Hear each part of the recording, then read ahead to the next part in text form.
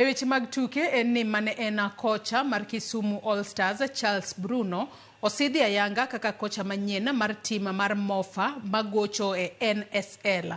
Bruno omitinga mar chwalo timno e liga mar malo mar FKF PL. Mofa notieko e thuolo mar 7 e season mokalo. Bruno kautinga mar puonjo Mofa banga puonjo Kisumu All Stars kuom higni 6.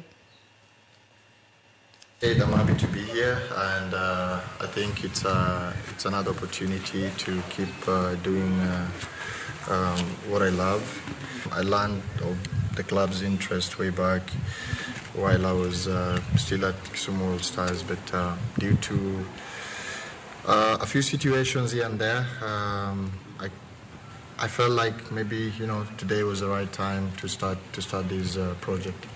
It won't be a walk in the park. We need to work hard every day. So just like any other club, when the league starts, they want to do better. They want to get promotion.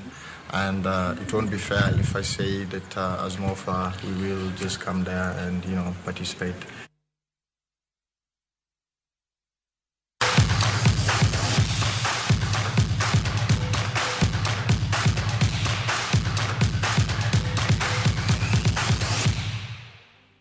Nyakwara Ramogi Ajuang erokamano ahinya kuom bedo kodwa nyaka gisani mwachopo e giko mar weche manyiena mag ang'ich welo. Warom kendo kangoromo kanyo saa 3 e weche manyiena mag oimore. Oriti masani nyinga Joyce Oduor nantiere kae kod jaloko